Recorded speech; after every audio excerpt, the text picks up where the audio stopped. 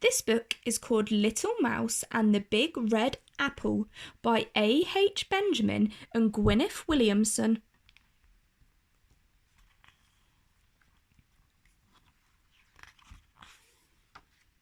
Mouse was feeling a bit peckish one day when all of a sudden he came across a big red juicy apple. "Just what I fancy," he cried. "I'll take it home with me and have a feast." Mouse set off towards his little house, rolling the apple over and over.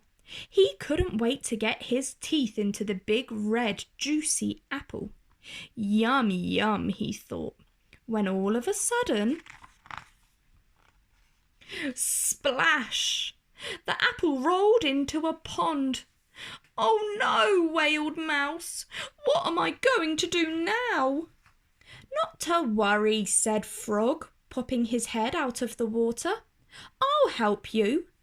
Frog kicked the apple hard with his strong back legs. It flew out of the water and, bump, landed on the ground. "There you are," said Frog. He licked his lips and stared at the apple. Thanks," said Mouse as he began to roll it along the path. He did not want to share his apple with Frog. Mouse went on his way thinking of the lovely apple dinner he would have later. His mouth was already watering when, crash! The big red juicy apple fell into a thorn bush. "Silly me," muttered Mouse as he tried to rescue his dinner. "Ouch! That hurt!" he cried. "Those prickles are nasty." "I see you have a problem," said Tortoise, trundling up to Mouse. "Leave it to me." Tortoise didn't have to worry about the sharp prickles. He had his shell to protect him. Without any trouble at all, Tortoise crept under the thorn bush and brought out the big red juicy apple. "Problem solved," he said, stroking the apple longingly. "I'm ever so grateful," said Mouse in a hurried voice, and he was off again. He did not want to share his apple with Tortoise. "I'll soon be home and tucking into that big red juicy apple," thought Mouse, when, thud! The apple rolled into a log. "Oh, that's all I need," sighed Mouse when he saw that the log blocked his path. "How do I get around that?" "Easy," said Mole, popping out of a nearby hole. "I'll dig you a tunnel." And she did. She dug a tunnel that went right under the log.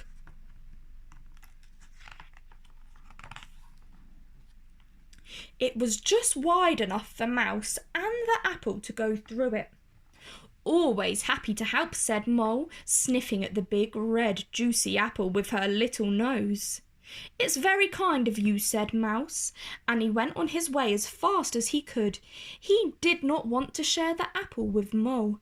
He rolled the apple over and over until he came to a steep hill. His house was at the very top. "Push, push, heave, heave," went Mouse, grunting and moaning.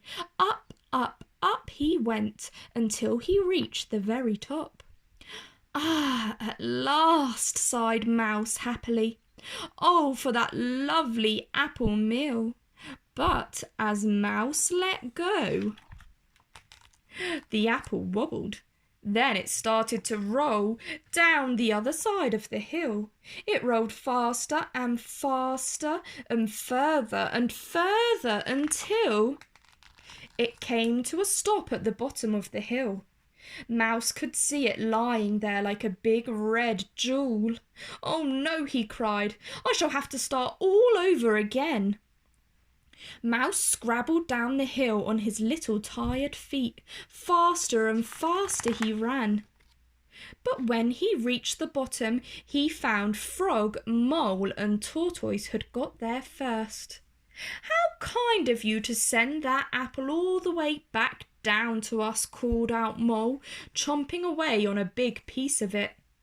Mouse gave a big big sigh. "Don't mention it," he said. "Isn't that what friends are for?" The end.